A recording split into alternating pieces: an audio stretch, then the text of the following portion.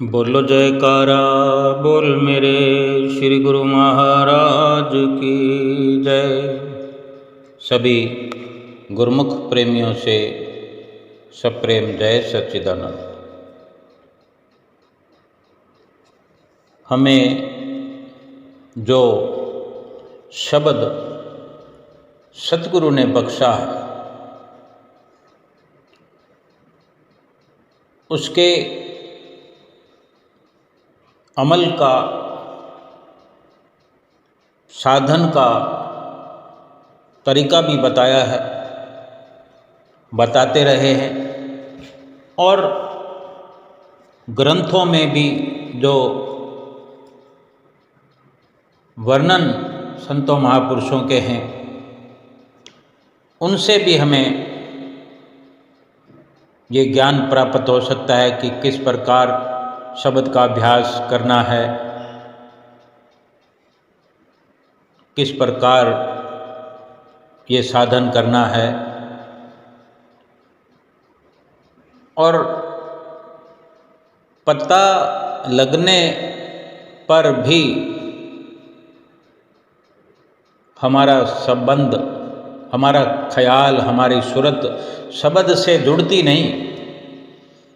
हमें पता लग जाता है, सतगुरु से भी हम सुनते हैं, शब्द मिलता है, शब्द प्राप्त करते हैं, सत्संग भी सुनते हैं, पोथियाँ भी पढ़ते हैं। बहुत कुछ पता लगने पर भी सुरती हमारी शब्द के साथ जुड़ नहीं जाती। जो कुछ हम सतगुरु से सुनते हैं, जो हमें सिखाया जाता है, जो हम पोथियाँ पढ़ते हैं, जो सत्संग सुनते हैं, जो भी साधन और तरीके संतों महापुरुषों के बताए गए हैं,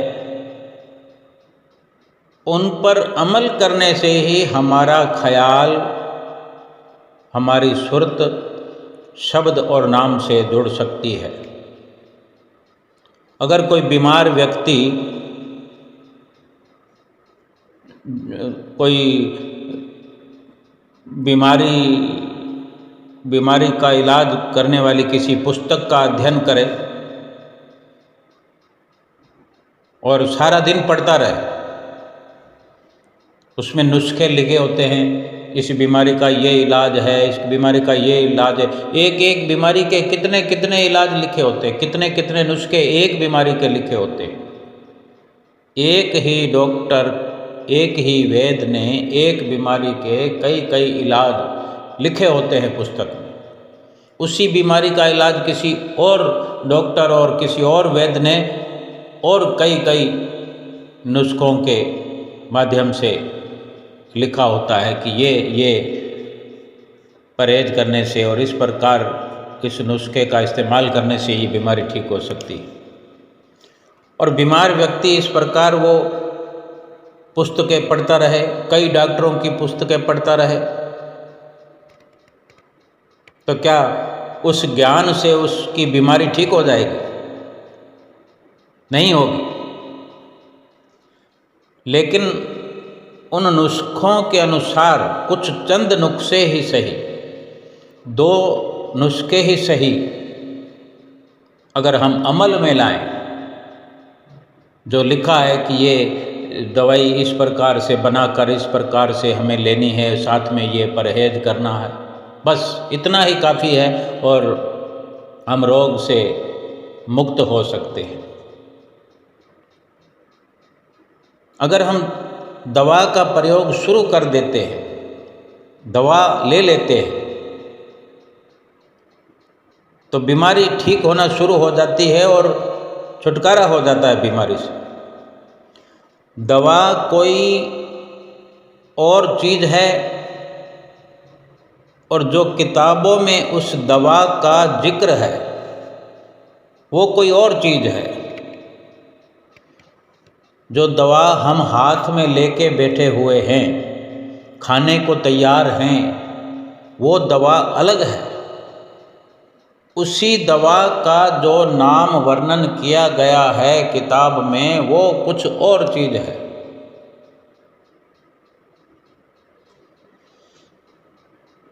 जैसे एक मिठाई की दुकान पर रसगुल्ला है, गुलाब जामुन है, और पेट भरना है या मिठाई खाना है, गुलाब जामुन खाने की हमारी इच्छा हुई। अब हम मिठाई की दुकान पर भी जा कर के अगर खड़े हों, गुलाब जामुन को देख करके गुलाब जामुन हम भीतर ही भीतर रटते रहें या जुबान पर जिक्र करते रहें, क्या गुलाब जामुन का स्वाद ले पाएंगे, पेट भर पाएंगे, मिठाई खा पाएंगे?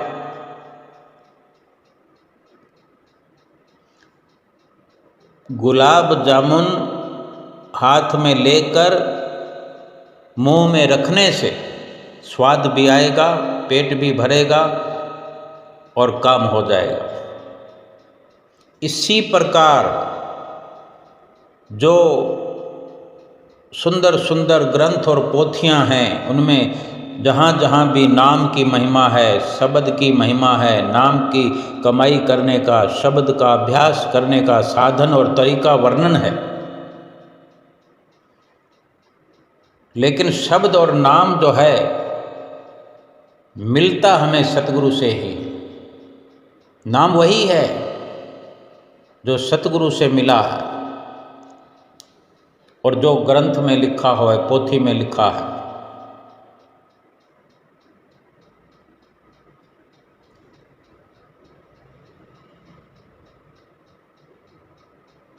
लेकिन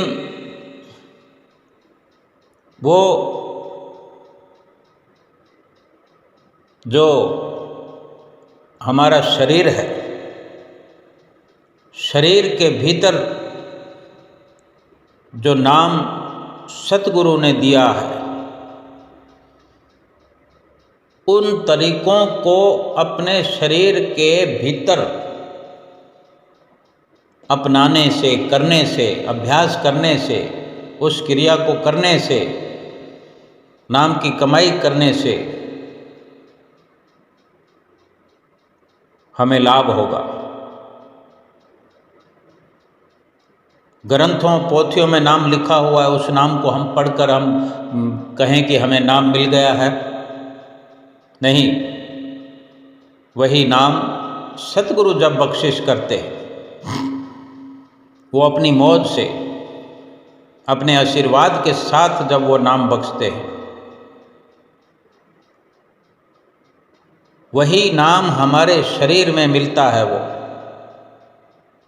हमारी शरीर में, हमारे वजूद में पहले से रखा गया है। सतगुरु जो नाम बख्शते हैं वो हमें याद दिलाते हैं। ये ग्रंथ, पोथियां, वेद, शास्त्र, ये क्या हैं? ऋषियों मुनियों ने, संतों महापुरुषों ने, मालिक के प्यारों ने जो साधनाएं की हैं, साधनाएं करके परमात्मा से मिलाप किया है, जो जो नज़ारे उन्होंने अनुभव किए, अंदर देखे, जो रुकावटें, जो परेशानियां, मुसीबतें इस मार्ग में उनके रास्ते में आई, उन्होंने हमारे फायदे और मार्गदर्शन के लिए उन सब का उल्लेख ग्रंथों, पोथियों में, वेदों में, शास्त्रों में कर दिया है। हमारे लिए ये ग्रंथ, ये पुस्तकें आदरणीय हैं, आदर के योग्य हैं। ये महापुरुषों के आध्यात्मिक अनुभवों के विवरण या लेख हैं। इनके पढ़ने से हमें उनके आध्यात्मिक अनुभवों का पता लग जाता है। लेकिन जितना चाहें इन्हें पढ़ते रहें, दिन रात पढ़ते रहें, न मंजिल मकसूद दिखाई देगी, ना कोई कठिनाई, कोई दुश्वारी पेश आएगी, ना कोई मुसीबत दिखेगी, ना कोई मुसीबत दूर होगी। अब किसी को कहीं दिल्ली से बम्बई जाना है, बम्बई से आगरा जाना है, आगरा से बम्बई जाना है, तो पहले वो मार्ग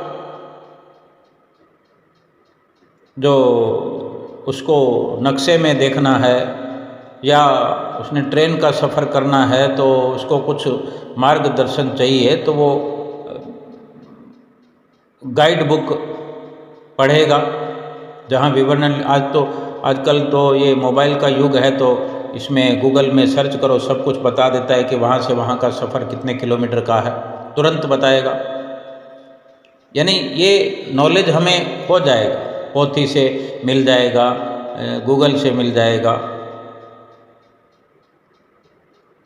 और अगर हिंदुस्तान से बाहर भी जाना है तो थोड़ा सा अलग प्रक्रिया है कि वीज़ा, पासपोर्ट ये सब बनाना पड़ता है। तो ये सब ज्ञान हासिल हो जाएगा, घर बैठे हो जाएगा। बड़ी ऐसी मुश्किलें आती हैं, वहाँ के खर्च के लिए वहाँ की मुद्रा हमें चाहिए होगी, वो कहाँ मिलती है, वीज़ा कहाँ मिलेगा, फार्म कहाँ मिलेगा, अलग अलग जगह ऑफिस बने होते हैं, और कहाँ से जहाज़ उड़ेगा, कितने बजे उड़ेगा, वहाँ की क्या प्रक्रिया है, सब कुछ किताबों से सीख सकते हैं, गूगल से सीख सकते हैं। कहाँ कहाँ रास्ते में ठहरना है, रास्ते में कहाँ कुछ कितना खर्चा होता है, कितनी रकम साथ में रखनी है, हर बात की समझ, हर बात का ज्ञान पढ़ने से, गूगल में देखने से, सर्च करने से या किसी से मार्गदर्शन लेने से पता चल जाता है। परंतु उस रास्ते की सारी बारीकियां समझने के बाद भी हम कहीं पहुंच तो नहीं सकते ना। हिंदुस्तान से लंदन, अमेरिका, कनाडा तो दूर की बात है, हम अपने शहर में भी अगर पीछे की गली में भी जाना हो, जिसका तो हमें पहले ही पता है, बार बार पता है, उसका नाम अगर हम जपते रहें, मुझे जाना है, पिछली गली में जाना है, वहाँ भी नहीं पहुँच सकते। अपने घर के एक कमरे से दूसरे कमरे तक नहीं पहुँच सकते, दूसरे कमरे का मात्र जिक्र करने से, क्योंकि सफ़र करना पड़ेगा।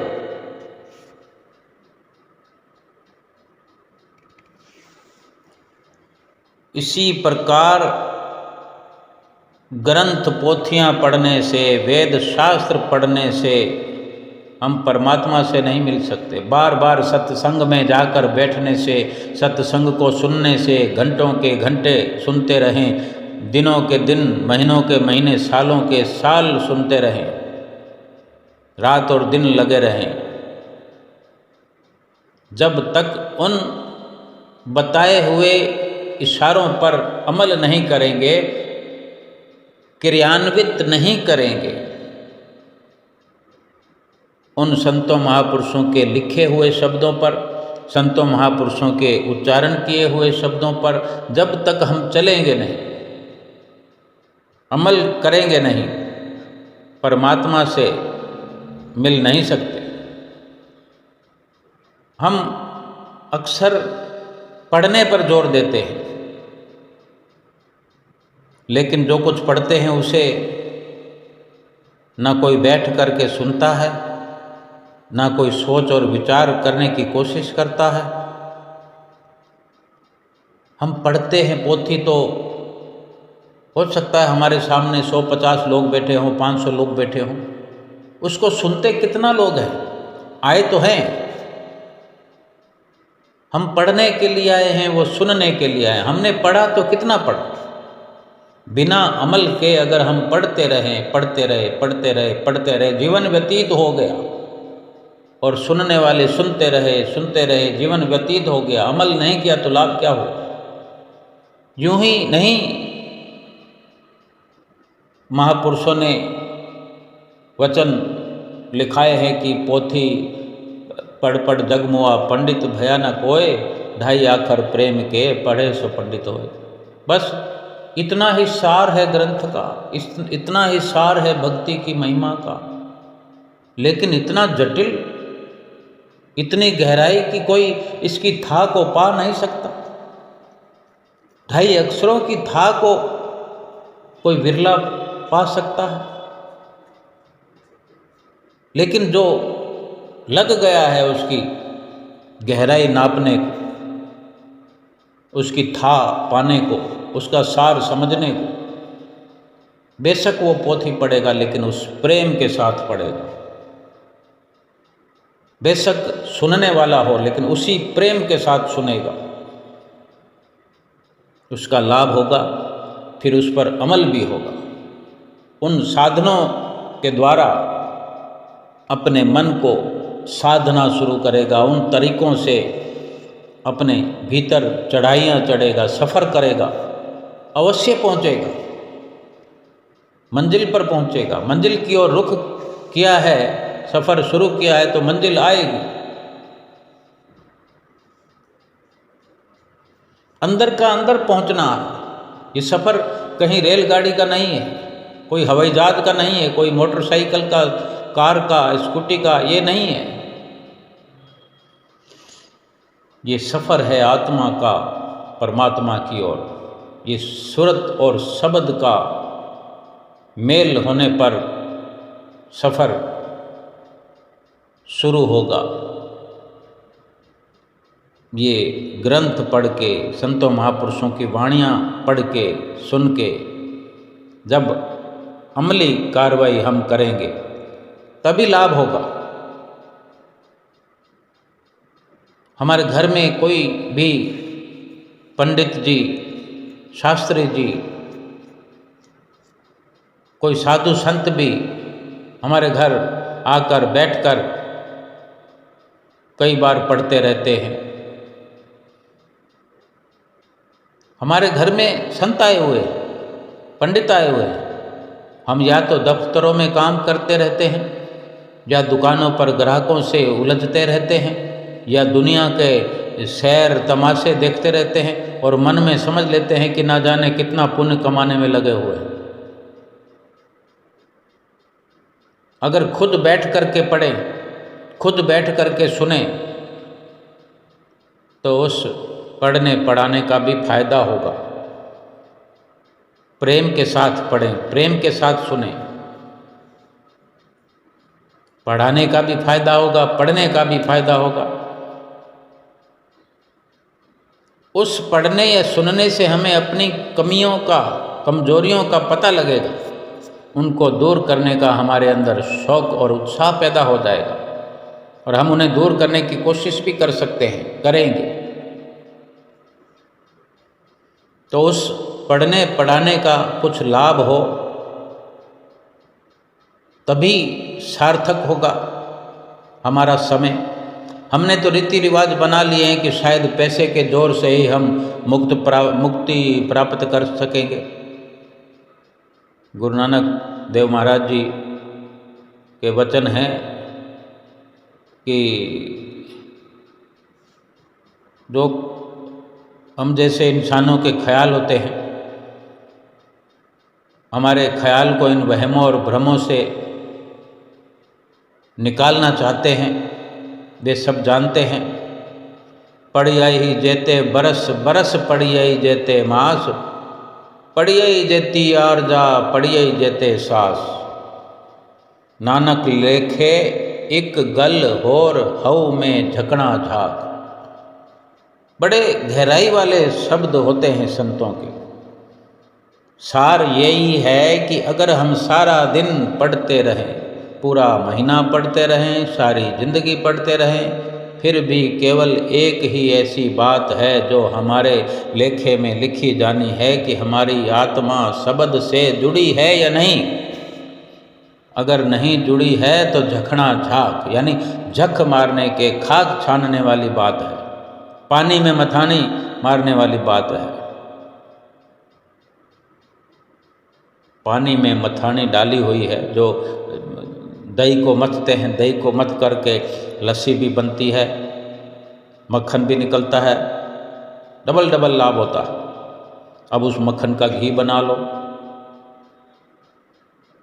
लेकिन पानी में मथनी वही डाल करके हम उसको बिलोते रहेंगे, जितना मर्जी बिलो, क्या उसमें से कुछ निकलेगा? पानी का पानी रहेगा।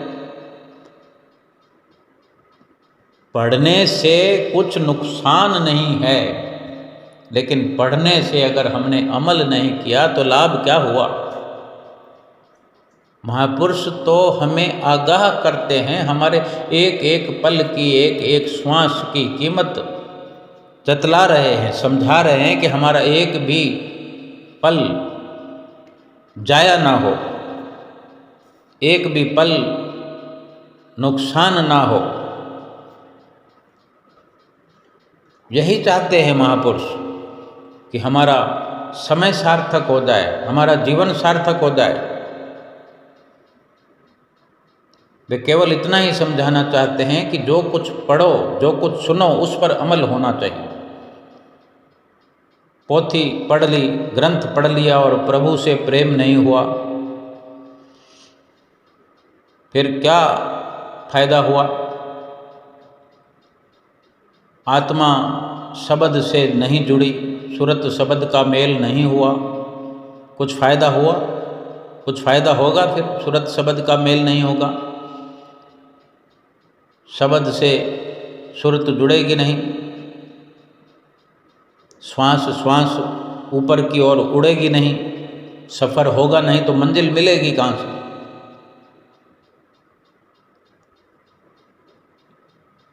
जो कुछ पढ़े, सुने, अमल करें, तभी मुक्त हो सकते हैं। अमल करना भी क्या है? बार बार अमल करने की बात हम जाने बचपन से सुनते आए हैं, अमल करो, अमल करो, अमल करो। आज उम्र बीत चली है, आज भी सुन रहे हैं कि संतों महापुरुषों के वचनों पर अमल करो, अमल करो। अमल क्या है? अमल क्या करना है? अपने ख्याल को, अपनी सुरती को, अपने ख्याल को समेटना, इकट्ठा करना, और उधर ही आँखों के ऊपर, आँखों के पीछे, दोनों आँखों के बीच में, थोड़ा ऊपर और पिछली तरफ, अंदर की तरफ ले जाकर के ख्याल को, सुरत को शब्द के साथ जोड़ देना, नाम के साथ जोड़ देना। इसी प्रकार सत्संग में हम मालिक की भक्ति की महिमा करते हैं, मालिक की भक्ति करने के तरीके पर विचार करते हैं। लेकिन सत्संग सुनने में मुक्ति नहीं, जो कुछ सुनते हैं उस पर दिन रात अमल करने से मुक्ति हो सकती है। हम आश्रम में, सत्संग भवन में, कुटिया में, गुरुद्वारों में जाते हैं, जहाँ कीर्तन सुनते हैं, सत्संग सुनते हैं, वचन सुनते हैं, मालिक की, सतगुरु की, प्रभु की, ईश्वर की महिमा सुनते हैं, परंतु केवल क्या कीर्तन सुनने से मुक्ति हो जाएगी? जो कुछ सुनते हैं उस पर व्यवहार करने में, ये सुमरन का अभ्यास करने में अगर अमल नहीं होगा, व्यवहार नहीं होगा, तो हमारा सुनना, सुनाना सब बेकार चला जाएगा। ना पढ़ने से, ना सुनने से, सुनना और पढ़ना अच्छा है। जितनी देर के लिए भी चित्त अगर संसारिक विषय वासनाओं से हट जाए, अच्छा है। लेकिन सवाल ये नहीं है, सवाल ये है कि इतने समय के अंदर क्या कर सकते थे हम, अगर कोई 1 घंटे में 1,00,000 रुपया कमा सकता हो और 1,000 रुपया कमा रहा हो और वो तर्क देता हो कि मैं 100 रुपये कमाने वाले से तो मैं 10 गुना ज़्यादा कमा रहा हूँ, बेशक, लेकिन तुम इसी समय में कितना गुना ज़्यादा कमा सकते थे? 100 गुना। तुमने जिससे 10 गुना अधिक कमाया उसी पर तुम्हारी सुर्ती अटकी रहेगी कि तुम्हें अहम हो गया, वहम हो गया कि मैंने इतना अधिक गुना कमा लिया। लेकिन तुम कितना कमा सकते थे? संत महापुरुष यही समझाना चाहते हैं कि तुम लाखों करोड़ों गुना कमा सकते हो। जिस जीवन का पता नहीं, जिन श्वासों का पता नहीं कितनी देर के हैं, कितने समय के लिए जीवन है, और जो कार्य करना है उसके खाली हमने भूमिका बांधने में ही पूरा जीवन व्यतीत कर दिया, तो फिर मुकाम पर कब पहुंचेंगे, मंजिल पर कब पहुंचेंगे?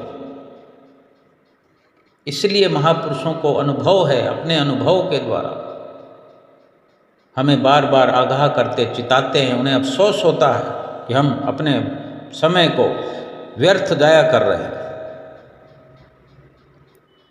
सुरत शब्द चित लाए, महापुरुष फरमाते हैं सुरत शब्द चित लाए, कि हम अपने अंदर सुरत अथवा आत्मा को आँखों के ऊपर, आँखों के पीछे लाकर शब्द के साथ जोड़े।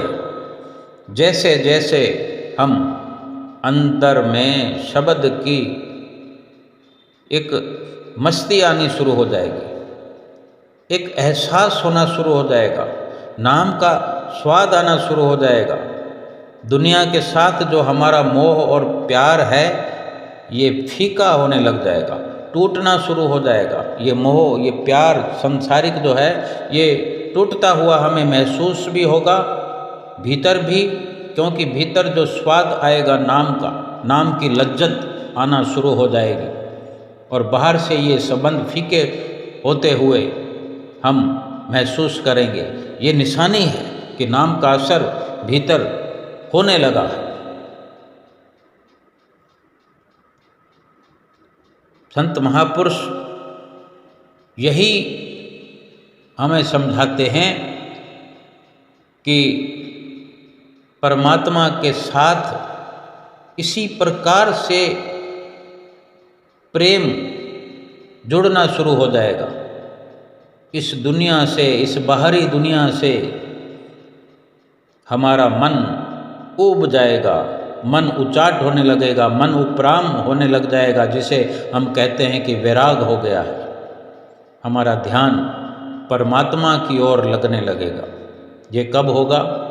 जब हम सुरत और शब्द का अभ्यास करेंगे, कमाई करेंगे, नाम की कमाई करेंगे। उस शब्द या नाम की जो लज्जत है, जो रस है, रसना है, स्वाद है, इतनी ऊंची और पवित्र है कि उसे पाकर हमारा मन अपने आप इंद्रियों के भोगों में, विषयों में, विकारों में, ये खाने पीने की, पहनने की जो हम होड़ में लगे रहते हैं, ये उपरामता में बदल जाएगा। ये मन हट जाएगा। जिन्हें हीरे मिल जाएं वे फिर कौड़ियों में या कौड़ियों के पीछे दर दर की ठोकरें नहीं खाते फिरते। देखें, दुनिया में जो सांसारिक स्तर पर हम देखते हैं कि कोई रेहड़ी लगाने वाला कोई दुकानदार बन जाए, धीरे धीरे कमाई करते करते उसे सुविधा मिलती जाए, उसे अवसर मिल जाए, फिर वो एक दुकान में अपना वो रेहड़ी का सामान बेचता है, फल सब्जी लगाने वाला हो, फिर उस दुकान से भी उसको और अधिक ऐसा लाभ हो कि वो दुकान भी कम पड़ने लग जाए, तो आसपास की दुकानों को वो खरीदने की कोशिश करेगा, कोई गोदाम ले लेगा, फिर ऐसे व्यवस्था बढ़ती बढ़ती, हो सकता है उसका ऐसा कोई बड़ा काम हो जाए, होलसेल का काम हो जाए, तो अलग से एक ऑफिस बनाकर बैठ जाएगा, और आसपास उसके कहीं कोई सब्जी और फल नहीं होगा, लेकिन सारा दिन सब्जी और फल के वो बैठे बैठे सौदे करता रहेगा। कहाँ से ट्रक आ रहा है, कहाँ खाली हो रहा है, वो बैठे बैठे कमीशन प्राप्त करता रहेगा। फिर वो क्या उस रेडी वाली जगह पर जाएगा, वहाँ पर कुर्सी लगा कर बैठेगा कभी कि ये तो मेरी पुरानी जगह है?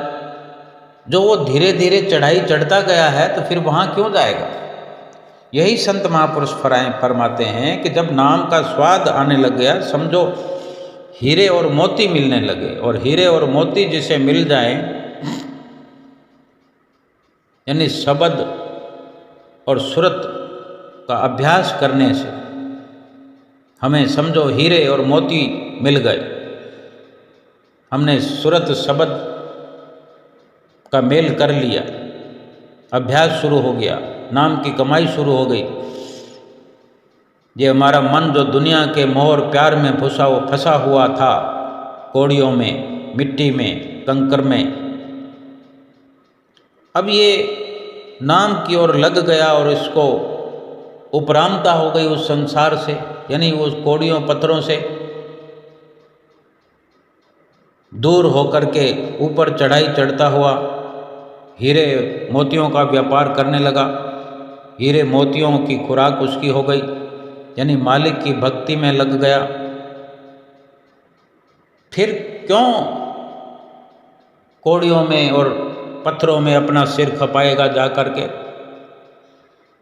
ये संतों महापुरुषों के प्रताप से ऐसा मुमकिन होता है।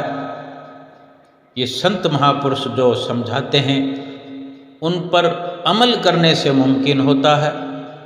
अमल करते चलें और हम अपने जीवन को सार्थक करें। बोलो जयकारा बोल मेरे श्री गुरु महाराज की जय।